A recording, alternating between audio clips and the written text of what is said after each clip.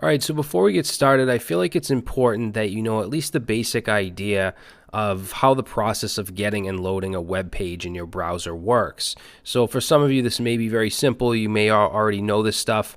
For some of you, this may be very confusing and daunting. If it is confusing, just know that you'll understand this process more as time goes on, and you don't need to know it to start building websites. I think a good metaphor for this is that you don't need to know how an engine works to be able to learn how to drive a car. And the stuff that I'm going to talk about here in this section, it all happens under the hood. So if you're a beginner and you're just stepping into this world, don't worry if you don't understand this stuff. I just think it's important to mention before we start. All right, so we all use the internet every day, but most people don't know how it actually works. And they just know they go to, facebook.com or whatever, and it loads their profile, their social media. So I'm going to try to explain what actually goes on under the hood in very simple terms. Basically, the internet is a global network of computers and devices, and these computers have what's called an IP address to uniquely identify them, just like an actual address for your home. And these IP addresses, they're assigned to you by your internet service providers.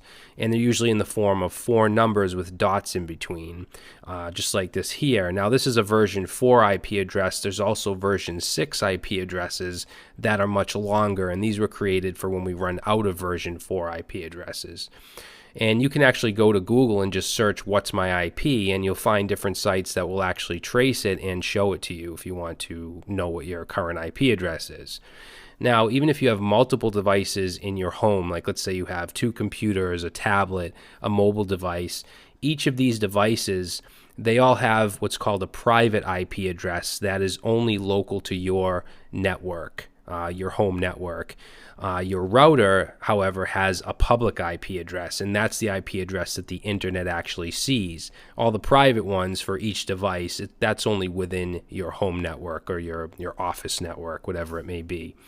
All right, now the way that computers talk to each other is over something called the TCP/IP protocol. And a protocol is basically just a way for computers to communicate, almost like a language, so they can speak to each other.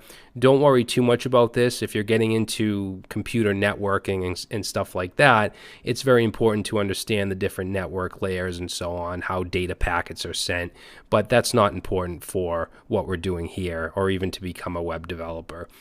Now, HTTP is a little more important for you to understand. This stands for Hypertext Transfer Protocol. And if you notice, when you type in a website URL like google.com, Facebook, you're usually doing HTTP or HTTPS.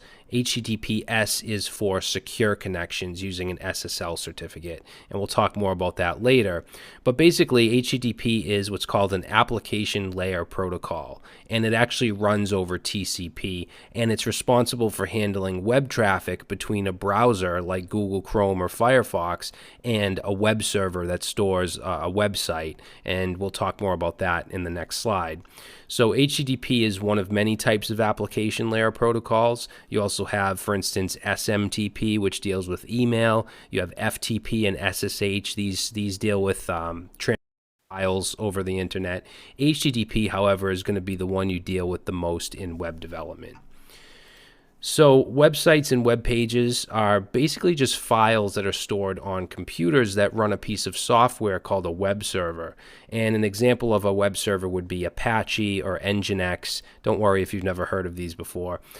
Technically, you could run a web server from your home on a computer, but most ISPs prohibit doing that, and you probably wouldn't want to do that anyways, because if for some reason the computer shuts off or something happens, your website goes down. So what you usually do is you can build a website on your local machine at your home or office, and then you would upload it to a hosting company, okay, or to a server that a hosting company owns. And there's all different types of hosting accounts. You can actually get a dedicated server, which is an actual computer that's dedicated to you for your use, but those are really expensive.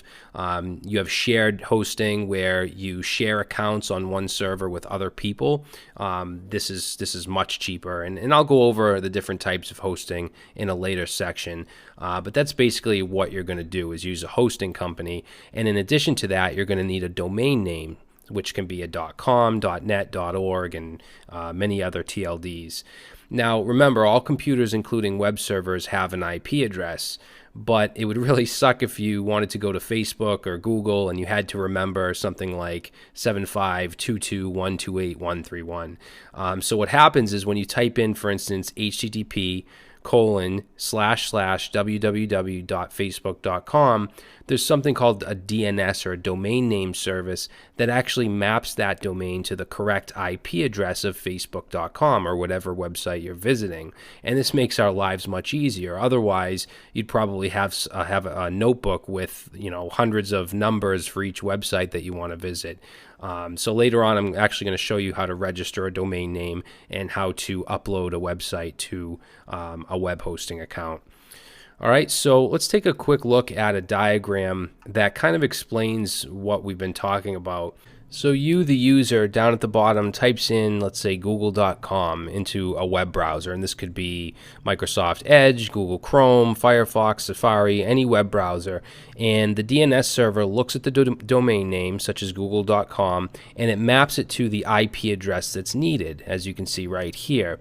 Okay, once it gets that IP address, it then makes what's called an HTTP request to the web server of that IP address. And then that web server will return a response with the HTML file that needs to be loaded, any other files, including CSS files, which are used for styling.